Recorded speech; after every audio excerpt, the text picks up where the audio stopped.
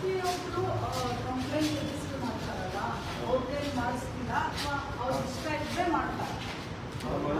Maximum ಅವ್ರು ಇಷ್ಟ ಇದ್ರೆ ಮಾಡ್ತಾರೆ. ನಾವು ಹೇಳ್ತೀವಿ 2 ಸ್ಟಾರ್ ಕೆಳಗಡೆ ಬಂದವ್ರಿಗೆಲ್ಲ ಅದು ನೋ ಗ್ರೇಡ್ ಅಂತ ಮೆನ್ಷನ್ ಮಾಡಿ ಅವ್ರನ್ನ ನಾವು ಪರ್ಸನಲ್ ಆಗಿ ಕೇಳ್ತೀವಿ. ಏನು ಸಮಸ್ಯೆ, ಯಾಕೆ ಪ್ರೋಗ್ರಾಮ್ ಗೊತ್ತಿಲ್ಲ, ಏನಾದರೂ ನಿಮಗೆ ರೆಸ್ಪಾನ್ಸ್ ಸರಿಯಾಗಿ ಆಗಿದೆಯಾ ಇಲ್ಲ ಸ್ಟೇಷನ್ ಅಂತ ನಾವು ಗ್ರೂಪಲ್ಲಿ ಏನಂದರೆ ಇಲ್ಲೇನೋ ಅಸಮಾನ ಆಗಿದೆ ಹೇಳಿ ಅಂತೇಳಿ ನಾವು ಎಷ್ಟೇ ಸಲ ಅದು 5 ಸ್ಟಾರ್ ಎಲ್ಲ ಕೊಟ್ಟರು ಮೇಡಮ್. ಡಿ ಜಿ ಆಫೀಸಿಂದ ನಮಗೆ 1 or 2 ಆದರೂ ಲೋ ಗ್ರೇಡ್, ಎಬೋ 3 ಇದ್ದಿದ್ದು 3 ಇದ್ದಿದ್ದು ಅವರೇಜ್, ನಂತರ ಸ್ಯಾಟಿಸ್ಫ್ಯಾಕ್ಟ್ರಿ, ಔಟ್ಸ್ಟ್ಯಾಂಡಿಂಗ್ ಅಂತೇಳಿ 5 ಅಂದರೆ ನಾವು ಈ QR ಸ್ಕ್ಯಾನ್ನ ಕೋಡ್ನ ಸ್ಕ್ಯಾನ್ ಮಾಡಿದ್ರೆ ಅಲ್ಲಿ ನಮಗೆ ಏನು ಬರುತ್ತೆ ಮೇಡಮ್? ಅಲ್ಲೇ ಅವ್ರದ್ದು ಒಪಿನಿಯನ್ ಫೀಡ್ಬ್ಯಾಕ್ನ ಬರೆಯೋದಕ್ಕೆ ಇರುತ್ತೆ. ನಮಗೆ ಇದು ಏನು ಸಿಕ್ಕಿರೋದ್ರ ಬಗ್ಗೆ ಅಂದರೆ ಈ ಸ್ಟಾರ್ಸ್ ಯಾಕೆ ಸ್ಟಾರ್ಸ್ ಅಂತ ಹೇಳಿದ್ರೆ ಅವರು ಕೆಳಗಡೆ ಕೊಡ್ತೀವಿ ಎಷ್ಟು ಸ್ಟಾರ್ ಇದಾವೆ ಅಂತ. ಸೊ 1 1 ಇಂದ 5 ವರೆಗೂ 2 ಇಂದ ಕೆಳಗಡೆ ಬಂದಂದ್ರೆ ಇದು ಅವ್ರಿಗೆ ರೆಸ್ಪಾನ್ಸ್ ಸರಿಯಾಗಿಲ್ಲ ಅಂತ ಆಗಿಲ್ಲ. ಎಬೋ 3 ಆದರೆ ಅವರೇಜ್, ಸ್ಯಾಟಿಸ್ಫ್ಯಾಕ್ಟ್ರಿ, ಔಟ್ಸ್ಟ್ಯಾಂಡಿಂಗ್ ಫೀಡ್ಬ್ಯಾಕ್ ಇರುತ್ತೆ. ಇಲ್ಲಿ ಕಂಪ್ಲೇಂಟ್ ಯಾರ್ದು ರಿಜಿಸ್ಟರ್ ಆಗುತ್ತೆ ಅವ್ರ ಮೊಬೈಲ್ ನಂಬರ್ ಇಲ್ಲಿ ರಿಜಿಸ್ಟರ್ ಆಗುತ್ತೆ. ಅದೇ ಮೊಬೈಲ್ ನಂಬರಿಂದಲೇ ಈ QR ಕೋಡ್ನ ಸ್ಕ್ಯಾನ್ ಮಾಡಬಹುದು. ಸೊ ಈ QR ಕೋಡ್ ಸ್ಕ್ಯಾನ್ ಮಾಡಿದಾಗ ಇವ್ರು ಕೊಡುವಂಥ ಸ್ಟಾರ್ಸ್ 1, 2, 3, 4, 5 ಸ್ಟಾರ್ ಕೊಟ್ಟರೆ ಔಟ್ಸ್ಟ್ಯಾಂಡಿಂಗ್, ನಮಗೆ ಚೆನ್ನಾಗಿ ರೆಸ್ಪಾಂಡ್ ಮಾಡಿದ್ರು ಅಂತ. 4 ಕೊಟ್ಟರೆ ಗುಡ್, ತೊಂದರೆ ಇಲ್ಲ, ಸ್ಟಿಲ್ ಇಂಪ್ರೂವ್. 3 ಓಕೆ, ಬೇಡ, not good not bad, 2 bad, 1 worst. So ನನ್ನ ಜನ ತಿಳ್ಕೋಬೇಕು. ಅದ್ರ ಸುಮ್ಮನೆ ಬಂದು ನಮಗೆಲ್ಲ ಹೇಳ್ತಿರ್ತಾರೆ ಮೇಡಮ್ ಸರಿಯಾಗಿ ಸ್ಪಂದಿಸ್ಲಿಲ್ಲ ಅಂತ. ಸ್ಪಂದನೆ ಮಾಡಲಿಲ್ಲ ಅಂತಂದರೆ ಆಲ್ರೆಡಿ ಸರ್ಕಾರ ಹೇಳಿದೆ ಈ ಥರ ಒಂದು QR ಕೋಡ್ ಇದೆ, ಸ್ಕ್ಯಾನ್ ಮಾಡಿ ನೀವು ಕೊಡಿ. ಸೊ ಅವರಿಗೆ ಕರೆ ಹೋಗುತ್ತಾ? OTP ಅಲ್ಲ ನಾನು ಏನು ಹೇಳೋದಂದ್ರೆ ಟ್ರಾಫಿಕ್ ಈಗ ಅವರು ಇಲ್ಲಿ 1 ಸ್ಟಾರ್ ಕೊಟ್ಟಿದ್ದಾರೆ ಒಪಿನಿಯನ್ ಅಲ್ಲಿ. ಸೊ ಹೈಯರ್ ಅಪ್ಸ್ ಇಂದ ಅವರಿಗೆ ಫೋನ್ ಹೋಗುತ್ತೆ. ಯಾಕೆ 1 ಕೊಟ್ಟಿರ, ಯಾಕೆ ನಮಗೆ ರೆಸ್ಪಾನ್ಸ್ ಸರಿಯಾಗಿ ಆಗಲಿಲ್ಲ, ಏನಂತ ನಿಮಗೆ ಇಲ್ಲಿ ರೆಸ್ಪಾನ್ಸ್ ಡೈರೆಕ್ಟ್ಲಿ ಮೇಡಮ್ ಡಿಜಿ ಆಫೀಸಿಂದಾನೆ ನಮಗೆ ನಮ್ಮ ಬೆಂಗಳೂರಿಂದಾನೇ ಬರುತ್ತೆ. 2 ಆದರೆ 5 SP ಆಫೀಸಿಂದ, 2 ಆದರೆ ಟೋಟಲ್ ಮೇಡಮ್ ಇದು QR ಕೋಡ್ ಏನಿದೆ ಕಂಪ್ಲೀಟ್ಲಿ ಮಾನಿಟರ್ ಆಗಿದೆ ಡಿ ಜಿ ಆಫೀಸ್, ಅಲ್ಲಿಂದಾನೇ ಮಾನಿಟರ್. ಅಲ್ಲೇನಾದರೂ ನಾವು ಫೋಕಸ್ ಡಿಜಿಟಲ್ ಸೆಂಟ್ರಿ ಒಳಗೆ ಎಂಟ್ರಿ ಆದ ತಕ್ಷಣ ಮೊಬೈಲ್ ನಂಬರ್ ಸಮೇತ ಅಲ್ಲಿಂದ ಸ್ಟಾರ್ಟ್ ಆಗಿದೆ. ಅವ್ರಿಗೆ ರೆಸ್ಪಾನ್ಸ್ ಯಾವ ರೀತಿ ಸಿಗುತ್ತೆ, FIR ಆದರೆ ಅಥವಾ MC ಆದರೆ ಅಥವಾ ಕಂಡೀಷನ್ ಎನ್ಕ್ವೈರಿ ಆದರೆ ಸುಮ್ಮನೆ ಕುತ್ಕೊಂಡು ಅವ್ರಿಗೆ ಏನಿದೆ ಅವ್ರಿಗೆ ನಾವು ಕನ್ವಿನ್ಸ್ ಮಾಡಿ ಕಳಿಸಿದ್ರೆ ಅದಕ್ಕೆಲ್ಲ ಸಂಬಂಧಪಟ್ಟಂತೆ ಇದೆ. ಅವ್ರು ಸ್ಯಾಟಿಸ್ಫ್ಯಾಕ್ಟ್ರಿಯಿಂದ ಇಲ್ಲಿ ಯಾರು ಬಲವಂತ ಮಾಡೋಂಗಿಲ್ಲ, ಅವ್ರ ಖುಷಿಯಲ್ಲೇ ಕೊಡೋದು. ನಾವು ಆ ರೀತಿ ರೆಸ್ಪಾನ್ಸ್ ಚೆನ್ನಾಗಿ ಮಾಡಿದ್ವಿ ಅಂದರೆ ಎಬೋ 3 ನಮಗೆ ಸಿಕ್ಕೇ ಸಿಗುತ್ತೆ. 3 ಕೆಳಗಡೆ ಬಂತು ಅಂದರೆ ನಮಗೆ DG ಆಫೀಸಿಂದಲೇ ಬರುತ್ತೆ. ಅದು ನಮಗೇನಿದೆ ಎಫೆಕ್ಟ್ ಆಗುತ್ತೆ. ಪೊಲೀಸರಿಗೆ CCTV ಬಗ್ಗೆ ಎಲ್ಲ ತುಂಬ ಚರ್ಚೆಗಳಾಗುತ್ತೆ. ಮೊಬೈಲ್ ಬರ್ತಾರೆ, ಹೊರಗಡೆ ರೆಕಾರ್ಡ್ ಮಾಡ್ತಾ ಇರ್ತಾರೆ, ಬೇಡ ಅಂತಾರೆ, ಗಲಾಟೆ ಆಗುತ್ತೆ, ಬಿಸಾಕ್ತಾರೆ. ಅದ್ರ ಬಗ್ಗೆ ನಿಮ್ಮ ಒಪಿನಿಯನ್ ಏನು? ಪಾರದರ್ಶಕತೆ ಇದೆ ಅಂತ ಹೇಳಿದಾಗ ಅದಕ್ಕೆ ನಾವು ಸರಿ ಇದೆ ಅಂತ ಹೇಳಿದಾಗ ನಾವೇ ಅಪೋಸ್ ಹಾಕಿರೋದೇ ಉದ್ದೇಶ ಏನಿರುತ್ತೆ ಪಾರದರ್ಶಕತೆ. ಈಗ ನಮ್ಮ DG ಆಫೀಸಿನಲ್ಲೇ 2 years ನಮಗೆ ಕೊಟ್ಟಿದ್ದಾರೆ. ಫ್ರೀ ಆಗಿ ಪಬ್ಲಿಕ್ ಕೇಳಬಾರ ಅಂತ ಹೇಳಿದ್ರೆ ಅವರಿಗೆ ಮಾಹಿತಿ ಹಾಕಿದ್ರೆ ನಾವು ಕೊಡಲೇಬೇಕು ಅಂತ ಇದೆ. ಕೆಲವೊಂದ್ಸಲ ಕೊಡೋಣ ಅಂತ ನಿರಾಕರಿಸಿದಾಗ ಕೋರ್ಟಿಂದ ಮಾಹಿತಿ ಆಯೋಗದಿಂದ ದಂಡ ಬಿದ್ದಿದೆ. ನಾವು 50,000 ದಂಡ, 25,000 ದಂಡ ನಮ್ಮ ಹೆಸರಿಗೆ ಅಂತ ಹೇಳ್ಬೇಕು. ನೀವು ಕೊಡ್ಲಿಲ್ಲ ಅಂದ್ರೆ ನಿಮ್ಮೆಲ್ಲ ದಂಡ ಬೀಳುತ್ತೆ. ಸೊ ನಮ್ಮ ಯಾರೇ ಒಂದು ಸಂತ್ರಸ್ತರು, ಯಾರೇ ಸ್ಟೇಷನ್ ದಂಡ, ಅವ್ರಿಗೆ CCTV ಫುಟೇಜ್ ಬೇಕು ಅಂದ್ರೆ ನೀವು ಕೊಡಲೇಬೇಕು. ಮ್ಯಾಂಡೇಟ್ರಿ ಇಲ್ಲ ಅಂತ ಹೇಳಿದ್ರೆ ಸುಪ್ರೀಂ ಕೋರ್ಟ್ ಹೇಳ್ತೀವಿ ನೋಡಿ, ಎಷ್ಟೋ ಇದರಲ್ಲಿ ನಿಮ್ಮ ಮಾಹಿತಿದಾರ ಬರ್ತಾ ಇರ್ತಾರೆ, ನಾವು ಕೊಡೋಕ್ಕಾಗಲ್ಲ ಅಂತ ಹೇಳಿ. ಯಾಕಂದ್ರೆ ನಾನು ಮೊನ್ನೆ ಮತ್ತೆ ಪೇಪರಲ್ಲಿ ನೋಡಿದೆ. ಸೊ ಮತ್ತೆ ಮೊನ್ನೆ ಎಲ್ಲ ನ್ಯೂಸ್ ಆಯ್ತು. ಯಾಕಂದ್ರೆ ಕೆಲವೊಬ್ಬರಿಗೆ CCTV ಫುಟೇಜ್ ಬೇಕಾಗಿರುತ್ತೆ, ಪೊಲೀಸರು ಕೊಡಲ್ಲ ಅಂತಾರೆ. ಕೊಡ್ಲೇಬೇಕಲ್ಲ, ಕೊಡಲೇಬೇಕು ಅಂದಾಗ ಅದರಲ್ಲಿ ಒಂದು ಸಾರ್ವಜನಿಕ ಹಿತಾಸಕ್ತಿ ಅಡಗಿದೆ. ಅದೇ ಸುಮ್ಮನೆ ಯಾವುದೋ ಅಂದ್ರೆ ಇಲ್ಲಿ ಮಾಹಿತಿದಾರರು ಬರ್ತಾ ಇರ್ತಾರೆ, ಪೊಲೀಸ್ ಅದನ್ನ ನಾವು ಇದು ಮಾಡ್ತೀವಿ. ನಿಮ್ಗೆ ಇಲ್ಲಿ ಬಂದಿರೋರಿಗೆ ಅನ್ಯಾಯ ಆದರೆ ಎಲ್ಲರೂ ಬರ್ತಾರೆ.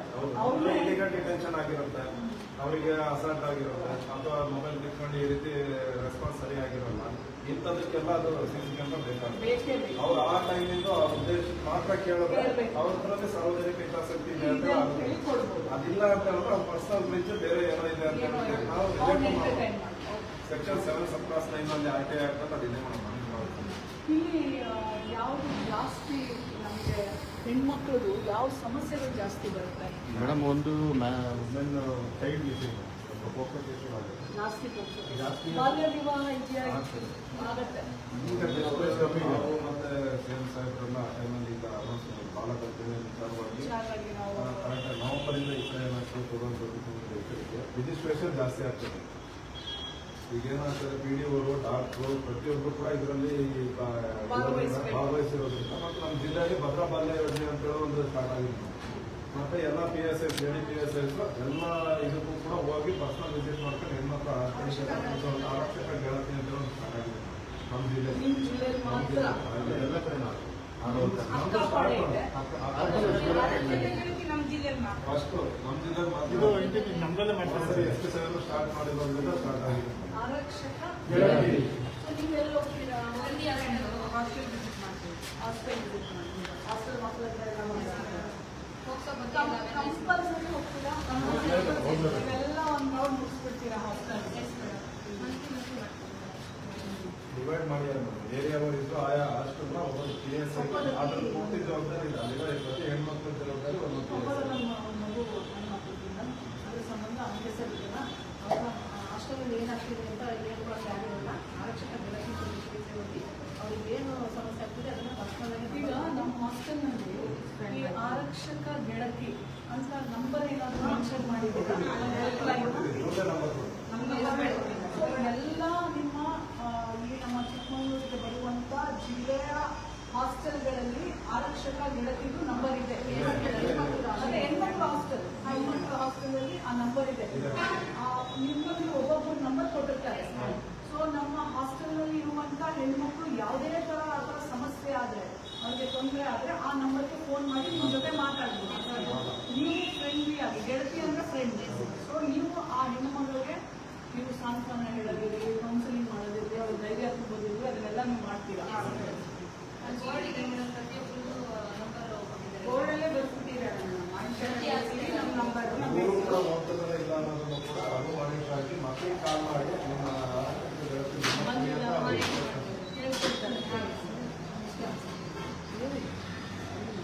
ಆಮೇಲೆ ಇದು ಕಳೆದ ಮನೆ ಕಾರ್ಯಕ್ರಮ ಅಂತ ಪ್ರತಿ ತಿಂಗಳು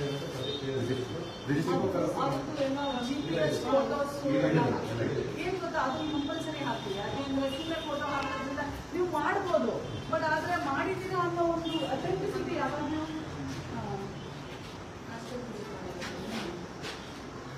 ಗುಡ್ ಟಚ್ ಬ್ಯಾಡ್ ಟಚ್ ಆಕ್ಚುಲಿ ಗ್ರಾಮೀಣ ಭಾಗದ ಮಕ್ಕಳಿಗೆ ನಮ್ಮ ಪ್ರೈವೇಟ್ ಶಾಲೆ ಕಾಲೇಜ್ ಮಕ್ಕಳಿಗಿಂತ ಹೆಲ್ಪ್ ಲೈನ್ಸು ಮತ್ತೆ ಈ ಗುಡ್ ಟಚ್ ಬ್ಯಾಡ್ ಟಚ್ ಬಗ್ಗೆ ಎಲ್ಲ ನಮ್ಮ ಗ್ರಾಮೀಣ ಭಾಗದ ಮಕ್ಕಳಿಗೆ ಜಾಸ್ತಿ ಗೊತ್ತಿದೆ. ನೀವು ಹೆಲ್ಪ್ ಲೈನ್ಸ್ ಕೇಳಿ, ಎಲ್ಲರೂ ಹೇಳ್ತಾರೆ. ಅದೇ ನಾವು ಖಾಸಗಿ ಕಾಲೇಜ್ಗಳಿಗೆ ಹೋಗಿ ಹೆಲ್ಪ್ ಲೈನ್ಸ್ ಕೇಳಿ ಆರ್ಟಿ ಒಬ್ರು ಕೈ ಎತ್ತೋದಿಲ್ಲ.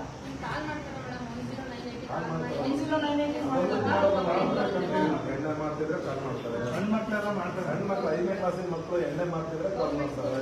ಬಹಳ ಚೆನ್ನಾಗಿರೋದು ನೋಡಿ, ಎಷ್ಟು ಖುಷಿ ಆಗುತ್ತೆ ನನಗೆ. ನಾನು ನಿನ್ನೆ ಮಹಿಳಾ ಸ್ಪಂದನ ಮಾಡಿದಾಗ ನಮ್ಮ ಬನ್ನೂರಲ್ಲಿ ನಮಗೆ ಅಲ್ಲಿ ಅವ್ರ ಊರಿನಲ್ಲಿ ಮದ್ಯ ಮಾರಾಟ ಮಾಡ್ತಾರೆ. ಮಾರಾಟ ಮಾಡ್ತಾ ಇರೋದನ್ನ ಎಲ್ಲ ತಾಯಿಗೂ ಸೈನ್ ಹಾಕಿ ಕೊಟ್ಟವ್ರೆ. ನೋಡಿ, ಮಕ್ಕಳೇ ನಿಮಗೆ ಫೋನ್ ಮಾಡಿ ಹೇಳ್ತಾರೆ ಅಂದ್ರೆ ಎಷ್ಟು ಬುದ್ಧಿವಂತರು ನಮ್ಮ ಮಕ್ಕಳು. ಅಂದ್ರೆ ಈ ಅರಿವು ಇದೆಯಲ್ಲ, ನಾನು ಕಾಲ್ ಮಾಡಿ ನಮ್ಮ ಪೊಲೀಸ್ ಅವ್ರಿಗೆ ಮಾಹಿತಿ ಕೊಡಬೇಕು, ನಮ್ಮೂರಲ್ಲಿ ಇಂಥ ಮನೆಗಳಲ್ಲಿ ಸಾರಾಯಿ ಮಾಡ್ತಾರೆ ಅಥವಾ ಕುಡಿತ ಎಂಡ ಸಾರಾಯಿ ಒಡೆ ಆಲ್ಕೋಹಾಲ್ ಮಾಡ್ತಾ ಇದ್ದಾರೆ ಅಂತ ನಾವು ಕಂಪ್ಲೇಂಟ್ ಮಾಡ್ಬೋದು ಅಂತೇಳಿ ಮಕ್ಕಳು ಆ ಧೈರ್ಯವಾಗಿ ಫೋನ್ ಮಾಡ್ತಾ ಇದ್ದಾರೆ ಅಂದ್ರೆ ಅರಿವಿನ ಬೆಳಕನ್ನ ಹಚ್ಚಿದ್ದೀರಾ ಅಂತ ಅರ್ಥ. ಇಲ್ಲಿವರೆಗೂ ಇರ್ಲಿಲ್ಲವ ಅದು, ಯಾರು ಮಾಡ್ತಾ ಇರಲಿಲ್ಲ, ಎಲ್ಲ ಭಯ ಬೀಳೋರು. ಇವಾಗ ಹಂಗಿಲ್ಲ, ಸೀದಾ ಅಲ್ಲೇ ನಿಂತು ವಿಡಿಯೋ ಮಾಡ್ಬಿಟ್ಟು ಹಾಕ್ಬಿಡ್ತಾರೆ. ಅವ್ರು ದಡ ಓಡಬೇಕು. ಯಾಕಂದ್ರೆ ಸರ್ಕಾರ, ಪೊಲೀಸರು ಕೆಟ್ಟ ಹೆಸರು, ಹೌದಲ್ವಾ? ಸಾಮಾಜಿಕ ಮಾಧ್ಯಮನು ಯಾವ ಮಟ್ಟಕ್ಕೆ ಸಹಾಯ ಮಾಡುತ್ತೆ ಅನ್ನೋದಕ್ಕೆ ಇದೆಲ್ಲ ಉದಾಹರಣೆ. ಅಂದ್ರೆ very very happy, very good. ಹಾಸ್ಟೆಲಲ್ಲಿ ಹೋದಾಗ ಊಟ ಎಲ್ಲ ಊಟ ಮಾಡ್ಕೊಂಡು ನೀವು ಊಟ ಮಾಡ್ಬೇಕು, ಸರ್ಪ್ರೈಸ್ ವಿಸಿಟ್ ಕೊಡ್ಬೇಕು, ತಿನ್ಬೇಕು. ಮತ್ತೆ ಇವಾಗಲೇ ಇರೋದು ತುಂಬಾ ಚೆನ್ನಾಗಿ ಮೇಂಟೈನ್ ಮಾಡಿದ್ದಾರೆ CSC ಹಾಸ್ಪಿಟಲ್ಸು. ಮತ್ತೆ ಅಲ್ಲಿ ಮಕ್ಕಳಿಗೆ ಬಸ್ಸಿನ ಸಮಸ್ಯೆ ಇರುತ್ತೆ, ನೀವು ಗಮನಕ್ಕೆ ತರ್ಬೋದು ಅಲ್ವಾ. ಎಲ್ಲರೂ ಒಬ್ಬರೇ ಮಾಡೋಕ್ಕಾಗಲ್ಲ, ಎಲ್ಲರೂ ಕೈ ಜೋಡಿಸಿದ್ರೆ ಮಾಡ್ಬೋದು ನಾವು. 2026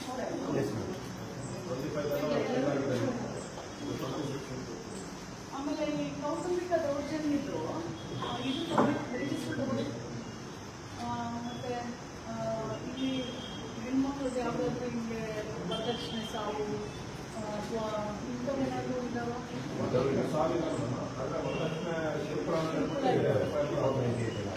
ವರದಕ್ಷಿಣೆ ಕಿರುಕುಳ ಅಂತ ಬರ್ತಿತ್ತಲ್ಲ ತಾಯಿ, ಅವ್ರಿಗೆ ಏನ್ ಮಾಡ್ತೀರಾ? ಹೆಣ್ಮಕ್ಳಿಗೆ ಏನ್ ಮಾಡ್ತೀರಾ?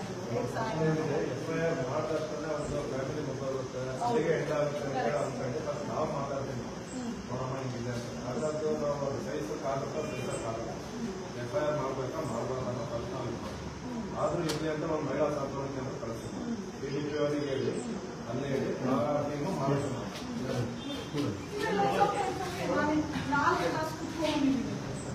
ಈಗ ಅಲ್ಲಿಂದ ಕುತ್ಕೊಂಡಿರೋದಲ್ಲ ಅಲ್ಲಿ ಸಾಂತ್ವನ ಕೇಂದ್ರ ಕಳಿಸ್ತೀವಿ. ಅಲ್ಲೂ ನಾವು ಕೌನ್ಸಿಲರ್ ಜೊತೆ ಟ್ರೈನ್ ಮಾಡ್ತಾರೆ. ಅದಾಗಲಿಲ್ಲ ಅಂದ್ರೆ ನನಗೊಂದು ರಿಪೋರ್ಟ್ ಕಳಿಸ್ತಾರೆ. ಮೊದಲೇವರಾಗಿಲ್ಲ ಕಾನೂನು ಜೊತೆ ಮುಂದುವರಿದೆ ಅಂತ ನಿಮ್ಗೊಂದು ವರದಿ ಕೊಟ್ಟ ತಕ್ಷಣ ನಾವು ರಿಪೋರ್ಟ್ ರಿಜಿಸ್ಟರ್ ಮಾಡಿ ಇನ್ನೊಂದ್ಸರಿ ವೆರಿಫೈ ಮಾಡ್ತೀವಿ. ಅವನ ಹಸ್ಬೆಂಡ್ ಅವ್ರ ಕಡೆಯವ್ರಿಗೆ ಏನು ಏನಾದ್ರು ಆಗ್ತಾ ಇದೆ, ಏನು ಪರಿಸ್ಥಿತಿ ಯಾವ ಲೆವೆಲ್ ಬದಲಾಗೋ ಅವಕಾಶಗಳಿದ್ದಾವ. ಅವನಿಗೂ ಕಂಟ್ರಿ ಸಪ್ರೇಟ್ ಆಗಿ ಇರ್ತೀನಿ. ಒಂದು ಜೊತೆ ಇಟ್ಕೊಂಡು ಹೋದ್ರಿ ಅಂತ ಹೇಳಿದ್ರೆ ಏನಿರುತ್ತೆ ನಿಮ್ಗೆ ಆಗ್ತದೆ, ಇಲ್ಲ ಅಂತ ಹೇಳಿದ್ರೆ ಏನಿರುತ್ತೆ ಆಗ್ತದೆ. ಆ ಮಾವನ ಮನೆ ಈ ಮಾವನ ಮನೆ ಎರಡು ಹೇಳ್ತೀವಿ. ಈ ಮಾವನ ಮನೆ ಪೊಲೀಸ್ ಮಾವನ ಮನೆ ಹೊರಗಡೆ ಹಾಕ್ತೀವಿ. ಇಲ್ಲ ಅಂದ್ರೆ ನಿಮ್ಮ ಮಾವನ ಮನೆ ಜೊತೆ ಇರ್ತೀಯ ನೋಡೋಣ ಅಂತ ಅವನಿಗಿರೋ ಔಷಧ ಎಲ್ಲ ಹೇಳ್ತೀವಿ. ಕಾನೂನಿನ ಕ್ರಮ ನಮ್ಮ ಮೇಲೆ ಆಗುತ್ತೆ ಅಂದಾಗ ಮಾತ್ರನೇ ಅವರು ಹೌದಪ್ಪ ನಾನು ತಪ್ಪು ಮಾಡಬಾರ್ದು, ನನ್ನ ಮೇಲೆ ಕಾನೂನಿನ ಕ್ರಮ ಆಗುತ್ತೆ, ಕೌಟುಂಬಿಕ ದೌರ್ಜನ್ಯದ ಅಡಿ ನನ್ನ ಮೇಲೆ ಕ್ರಮ ಆಗುತ್ತೆ, ಕೇಸ್ ಆಗುತ್ತೆ, ನಾನು ಕೋರ್ಟು ಕಚೇರಿ ಇದೆಲ್ಲ ಓಡಾಡಬೇಕು ಅಂತ ಒಂದು ಭಯ ಬಂದಾಗ ಏನಾಗುತ್ತೆ, ಎಷ್ಟೋ ಸಂಸಾರಗಳು ಸರಿ ಹೋಗುತ್ತೆ. ಒಬ್ಬನಿಗೆ ಸಮಸ್ಯೆ ಆಗುತ್ತೆ ಅಂತ ನಾವು ಪ್ರಯತ್ನ ಮಾಡೋದು. ಜೊತೆ ನಿಮ್ಮ ತಂದೆ ತಾಯಿ ಕೆಲಸವೇ ಆಗ್ತೈತಿ, ಅಕ್ಕ ತಮ್ಮ ಅಣ್ಣ ಎಲ್ಲರೂ ಬರ್ಬೇಕು. ಅದ್ರಲ್ಲಿ ಎಷ್ಟೋ ಕೇಸ್ಗೂ ಸಾಲ್ವ್ ಆಗುತ್ತೆ. ಆಗದೇ ಇಲ್ಲ ಅನ್ನೋದನ್ನ ನಾವೇನ್ ಮಾಡ್ತೀವಿ, FIR ಮಾಡಿ FIR ಮಾಡ್ತೀವಿ. FIR ಮಾಡಿ ಮುಂದುವರಿಸ್ತೀವಿ. ಏನಿಲ್ಲ, ನಾನು ಎಲ್ಲಾ ಸ್ಟೇಷನ್ ಹೇಳ್ತಾ ಇರ್ತೇನೆ, ಯಾರೇ ಒಂದು ಹೆಣ್ಮಕ್ಳು ರೀಸೆಂಟ್ ಹೆಣ್ಮಗಳು ಯಾವುದೇ ಹೆಣ್ಮಗಳು ಬಂದಾಗ ನೀವು ತವ್ರ ಮನೆ ತರ ಟ್ರೀಟ್ ಮಾಡಬೇಕು. ನೀವು ಅವ್ರು ಬಂದಾಗ ನಮ್ಮ ರಫೀಕ್ನ ನೋಡಿದ್ರೆ ನಮ್ಮ ಅಣ್ಣನೇನೋ ಏನೋ ನನ್ನ ಮನೆಯಲ್ಲಿ ನನ್ನ ಅಣ್ಣ ಇದ್ದಾನೆ ಅನ್ನೋ ಭಾವನೆಯಿಂದ ಅವಳು ಒಳಗೆ ಬಂದಾಗ ಯಾವ ಪೊಲೀಸ್ ಅಧಿಕಾರಿ ಮೇಲೂ ಕೆಟ್ಟಿಸ್ಕೊಳ್ಳಲ್ಲ. ಇದು ನಮ್ಮ ಮನೆ ತರ ಅನಿಸ್ಬೇಕು. ಒಂದು ಮಗಳಿಗೆ ನಾನೇನು ಬಂದೆ, ನೀವು ನನ್ನನ್ನೇನು ಸ್ವೀಕಾರ ಮಾಡಿದ್ರಿ, ಅದೇ ತರ ಒಂದು ಮಗಳು ಬಂದ್ರೆ, ಒಂದು ತಾಯಿ ಬಂದ್ರೆ, ಒಂದು ಮದುವೆ ಬಂದ್ರೆ ಅದೇ ತರ ಕುತ್ಕೊಮ್ಮ. ಅಪರಾಧ ನಿರಪರಾಧ ಕೋರ್ಟ್ ಡಿಸೈಡ್ ಮಾಡುತ್ತೆ, ಪೊಲೀಸ್ ಅವ್ರು ಮಾಡೋದಿಲ್ಲ. ನಾವೇ ಫಸ್ಟೇ ಇವ್ರು ತಪ್ಪಿತಸ್ಥೆ ಅಂತ ನಾವೇ ಇದಾಗ್ಬಿಟ್ರೆ ಮತ್ತೆ ಏನಾದ್ರೆ ಅಂತಂದ್ರೆ ಒಂದು ನೀವು ಅವ್ರ ಪರ ಆಗಿಲ್ಲ ಅಂದ್ರೆ ದುಡ್ಡು ಇಸ್ಕೊಂಡ್ತವ್ರೆ, ಈ ತರ ಎಲ್ಲ ಇಸ್ಕೊಂಡಿರ್ತಾರೋ ಇಲ್ವೋ, ಬಟ್ ಎಲ್ಲವೂ ನೆಗೆಟಿವಿಟಿ. ಯಾಕಂದ್ರೆ ಪೊಲೀಸ್ ಇಲಾಖೆ ಅಂದ್ರೆ ನೆಗೆಟಿವಿಟಿಯಿಂದ ಸ್ಟಾರ್ಟ್ ಆಗುತ್ತೆ. ಖಂಡಿತ ಅಳಿಸ್ಬೋದು, ಟೈಮ್ ತಗೋಬಹುದು, ಇವತ್ತಲ್ಲ ನಾಳೆ ಇಟ್ ವಿಲ್ ಚೇಂಜ್. ಯಾವಾಗ ಬದಲಾಗುತ್ತೆ? ನಾವು ಆ ಥರ ಆ ಒಂದು ವಾತಾವರಣ ಕೊಟ್ಟು, ಆ ಒಂದು ಭರವಸೆ, ಆ ಒಂದು ಪ್ರೀತಿ, ಆ ಒಂದು ಗೌರವ. ನಾರ್ಮಲ್ ಪೊಲೀಸ್ ಸ್ಟೇಷನ್ಗೆ ಹೋದ್ರೆ ಕ್ರೈಮ್ ಅನ್ನೋ ತರ ನೋಡ್ತಾರೆ ಮನೆಗೆ, ಅಂಥದ್ದೆಲ್ಲ ಹೋಗ್ಬೇಕು. ಪೊಲೀಸ್ ಸ್ಟೇಷನ್ ಹೋಗೋರೆಲ್ಲ ಕ್ರೈಮ್ ಅಲ್ಲ. ಪೊಲೀಸ್ ಸ್ಟೇಷನ್ ನಾನು ಯಾವಾಗ ಹೇಳ್ತೀನಿ, ತವ್ರ ಮನೆ ಇದ್ದಂಗೆ ನನಗೆ. ನಮ್ಮ ಅಪ್ಪ ಅಮ್ಮನ ಕರೆಯಕ್ಕಾಗುತ್ತಾ? ನಮ್ಮ ಅಪ್ಪ ಅಮ್ಮ ಬೆಂಗಳೂರಲ್ಲಿ ಹೋದ್ರೆ ನಮ್ಗೆ ಯಾರು ಕಾಪಾಡಬೇಕು? ನೀವೇ ಕಾಪಾಡಬೇಕು. ಮೆಟ್ಲತ್ತಿಸ್ಬಿಟ್ಲು ಅಂತಾರೆ. ಏನಾಯ್ತಪ್ಪ ಮೆಟ್ಲತ್ತಿಸ್ಬಿಟ್ರೆ? ನೀನು ಜೈಲ? ಯಾಕೆ? ಹೌದು, ಆ ದಿನ ಬಂದು ಹೊಡೆದ್ರೆ ಒಡ್ಸ್ಕೊಳಕ್ಕಾಗಿಲ್ಲ, ದಿನ ಕುಡಿದು ಬಂದ್ರೆ ಒಡ್ಸ್ಕೊಳಕ್ಕಾಗಿಲ್ಲ, ದಿನ ಬೈದ್ರೆ ಒಡ್ಸ್ಕೊಳಕ್ಕಾಗಿಲ್ಲ, ದಿನ ಮಾನಸಿಕ ದೌರ್ಜನ್ಯ ಅನುಭವಿಸಕ್ಕಾಗುತ್ತಾ? ಏನೋ ಪೊಲೀಸ್ಗೆ ಹೋದ್ರೆ ನನ್ನ ಗಂಡ ಸರಿ ಹೋಗೋದು, ನಮ್ಮ ಅತ್ತೆ ಅಮ್ಮ ಬೈಯೋದು ನಿಲ್ಲಿಸ್ಬೋದು, ಈ ಒಂದು ಅಪೇಕ್ಷೆಯಿಂದ ಬರ್ತದೆ. ಹಾಗಾಗಿ ಹೆಣ್ಮಕ್ಳಿಗೂ ಸ್ವಲ್ಪ ಭಯ ಇರುತ್ತೆ. ಮದುವೆ ಅಂದ್ರೆ ಬರೀ ಗಂಡನ್ನಷ್ಟೇ ಮದುವೆ ಮಾಡ್ಕೊಂಡು ಬರೋಲ್ಲ, ಅವರು ಇಡೀ ಸಂಸಾರವನ್ನ ಮದುವೆ ಮಾಡ್ಕೊಂಡು ಬರೋದು. ಹಾಗಾಗಿ ಇವರು ಮಗಳಂಗೆ ಇದೆಲ್ಲ ಬದಲಾವಣೆ ನೀವೆಲ್ಲ ನಮ್ಮ ಜೊತೆ ಕೈ ಜೋಡಿಸಿದ್ರೆ ನಾವೆಲ್ಲ ಇವತ್ತಿನ ಪೀಳಿಗೆ ನಾವು ರೆಡಿ ಮಾಡ್ಬೇಕಂತೆ. ಅದಕ್ಕೆ ಅಲ್ವಾ ತೆರೆದ ಮನೆ ಅಂದ್ರೆ ಇವತ್ತಿನ ಮಕ್ಕಳು ಪೊಲೀಸ್ ಅನ್ನೋ ಭಯ ಇರಬಾರ್ದು. ಅದಕ್ಕೆ ಇದು ತೆರೆದ ಮನೆ ಕಾರ್ಯಕ್ರಮ. ನಾವೆಲ್ಲ ಹಿಂಗೆ ಪೊಲೀಸ್ ಬಂದು ಎಲ್ಲ ಒಳಗೆ ಬಾಗ್ಲಾಕೊಂಡು ಕಿಟಕಿಯಿಂದ ನೋಡೋದು ಅವ್ರ ಮನೆಗೆ ಪೊಲೀಸ್ ಬಂದಿಲ್ಲ ಏನೋ ಕೆಟ್ಟ ಮಾಡಿ ಹಂಗಿಲ್ಲ. ಈಗಿನ ಮಕ್ಕಳಿಲ್ಲ ಆಯ್ತಾ. ಇವಳು ಸೊಸೆ ಎಷ್ಟೇ ಕಂಪ್ಲೇಂಟ್ ಕೊಟ್ಟು ತಾಯಿನೂ ಬರ್ತಾಳೆ. ನಿಮ್ಗೆ ಹೇಳಿದಾಗ ನಿಮ್ಗೆ ಗೊತ್ತಾಗ್ಬಿಡುತ್ತೆ ನಿಜ ಯಾವ್ದು ಸುಳ್ಳು ಯಾವ್ದು ಅಂತ. ಆಯ್ತಾ, ನಾವು ಯಾರಿದ್ದಾರೆ ಸತ್ಯದ ಪರ ನಾವು ನಿಂತ್ಕೊಳ್ಳೋದು ಅಂದ್ಬಿಟ್ಟು ಇವಳೇ ಎಲ್ಲ ಒಳ್ಳೆಯವಳು ಅನ್ನೋಂಗೆ ಎಷ್ಟೋ ಸಲ ಹೆಣ್ಮಕ್ಳು ಒಳ್ಳೆಯವ್ರು ಇರ್ತಾರೆ. ಈಗ ನೀನ್ ಗಂಡನ್ ಬಿಟ್ಟು ಬಂದ್ರೇನೆ ನಾನ್ ನಿಮ್ಮ ಮನೆಗೆ ಬರೋದು ಅಂತ ಬ್ಲಾಕ್ ಮೇಲ್ ಮಾಡ್ತಾಳೆ. ನೀನ್ ಬಿಟ್ಟು ಬಂದ್ರೆ ಅವಳು ಪಾಪ ಸಾಕಿರ್ತಾಳೆ, ಸರಿರ್ತಾಳೆ, ನಿಜ ಮಾಡ್ತಾಳೆ. ತುಂಬಾ ನನ್ನ ಹತ್ರನೇ ಬರ್ತಾರಲ್ಲಮ್ಮ. ನನ್ನ ಹತ್ರ ಮೊನ್ನೆ ಬಂದಿದ್ದು ಒಂದು ಕೇಸ್ ಹೇಳ್ತೀನಿ. ತಂದೆ ಇಲ್ಲ, ತಾಯಿ ಕೂಲಿ ಮಾಡಿ ಮಗನ ಸಾಕಿರೋದು. ಸ್ವಂತ ಮನೆ ಕಟ್ಟಿದ್ದಾರೆ. ಅವ್ರು 2 ಗಂಡ್ಮಕ್ಳು ಎಲ್ಲ ದುಡ್ಡು ಮನೆ ಕಟ್ಟು ಮದುವೆ ಮಾಡಿದ್ದಾರೆ. ನನ್ನ ಹತ್ರ ಆ ಹೆಣ್ಣು ಮಗಳು ಆ ಗಂಡಸ್ ಮಗ ಇವ್ರ ಅಮ್ಮನ ಬಂದರೆ ಅವ್ರ ಅಮ್ಮನ ಈ ಮಗಳ ಪ್ರಶ್ನೆ ಬಂದ್ರೆ ಮೇಡಮ್ ಅವ್ನು ಬೇರೆ ಮನೆ ಮಾಡಿದ್ರೆ ನಾನು ಹೋಗ್ತೀನಿ. ಆ ಅತ್ತೆ ಈ ಮಗಳು ಸ್ವಲ್ಪ ಸಿಟಿಯಿಂದ ಬಂದಿರೋಳು ಓದ್ಬೇಕು ಅಂತ ತನ್ನ ಕಿವಿ ಓಲೆ ಇಟ್ಟು ಫೀಸ್ ಕಟ್ಟಿದ್ದಾಳೆ. ಏನಾಗುತ್ತೆ ಅಡ್ಜಸ್ಟ್ಮೆಂಟ್ ಅಲ್ಲಿ ಯಾರು ತಪ್ಪು? ಈಗ ಬರೀ ಸಾರಿ ಹೇಳಿಲ್ಲ ಅಂತ ಡೈವರ್ಸ್ ಮತ್ಯಾರು ಡಾಕ್ಟರ್ ನಮ್ಮಂತ ಡಾಕ್ಟರ್ಗಳೇ ಇಬ್ರು ಗಂಡ ಇಬ್ರು ಲವ್ ಮ್ಯಾರೇಜ್. ಅವ್ನು ಸಾರಿ ಹೇಳಿಲ್ಲ ಅಂತ ಇವಳು ಹೋಗಲ್ಲ, ಇವ್ನು ಸಾರಿ ಹೇಳಿಲ್ಲ ಅಂತ ಅವ್ನು ಬರಲ್ಲ. ಅವ್ನು ತಂದೆ ದೊಡ್ಡ ಡಾಕ್ಟರ್ ಲಕ್ಷ್ಮಿ ಡೈವರ್ಸ್ ಕಾರಣನೇ ಸಾರಿ ಹೇಳಿದೆ. ಇವ್ನು ಅವ್ರ ಮನೆಗೆ ಹೋಗ್ತಾ ಇರೋದು ಅವ್ರ ವೆರಿ ವೆರಿ ಬ್ಯಾಡ್. ದೊಡ್ಡ ಮನೆಗೆ ಬರೋದಿಲ್ಲ ಮಾಮೂಲಿ ಇದೇನು ಏನು ಕೊಟ್ಟಿದ್ದು ವ್ಯಾಪಾರ ವಾಸ ಏನಾಗಿದೆ ಇದು? ಇದು ಎಲ್ಲ ಟ್ರೇಸ್ ಆಗಿದೆ. ಟ್ರೇಸ್ ಆಗಿದ್ದು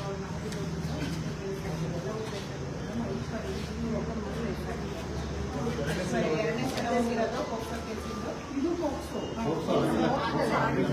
ಆದ್ರೆ ಅನುಮಾನ ಇದೆ ಅಂತ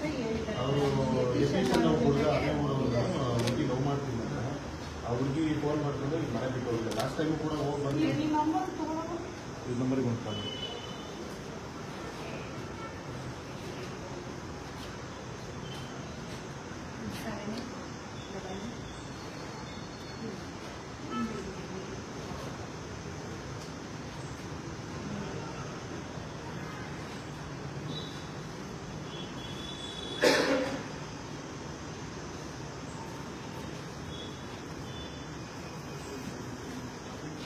ನಮಗೆಲ್ಲ ಶೌಚಾಲಯ ಎಲ್ಲ ಚೆನ್ನಾಗಿಲ್ಲ ಇದೆ. ನಿಮ್ಮ ಅಧಿಕಾರಿಗಳ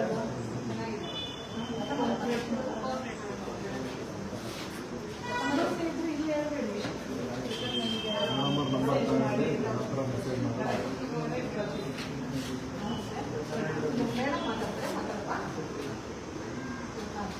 ನಮಸ್ಕಾರ. ಪ್ರಧಾನ ಮಹಿಳಾ ಆಯೋಗದ ಅಧ್ಯಕ್ಷೆ ಮಾತಾಡಿದವ ಡಾಕ್ಟರ್ ನಾಗಲಕ್ಷ್ಮಿ. ನೀವು ಸ್ಟೇಷನ್ಗೆ ಬಂದಿದ್ರಲ್ಲಮ್ಮ, ಅವಾಗ ನಮ್ಮ ಪೊಲೀಸವರು ನಿಮ್ಗೆ ಹೇಗೆ ನಡ್ಕೊಂಡ್ರು? ನಿಮ್ಗೆ ಸಹಕಾರ ಮಾಡಿದ್ರ?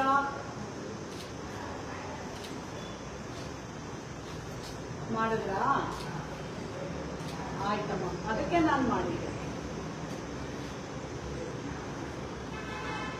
ಸರಿಮ್ಮ ಆಯ್ತಮ್ಮ, ನಮಸ್ಕಾರ. ಸಹಕಾರ ಮಾಡಿದ್ರು ಮೇಡಮ್, ಎಲ್ಲಾ ತರ ಹೆಲ್ಪ್ ಮಾಡಿದ್ರು ಅಂತ ಹೇಳಿದ್ರು. ಥ್ಯಾಂಕ್ ಯು, ನಮಸ್ಕಾರ.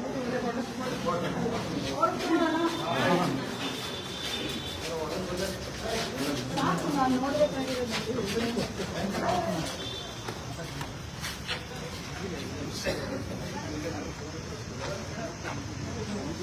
ಫೋನ್ ಕೊಡಿ ಸರ್.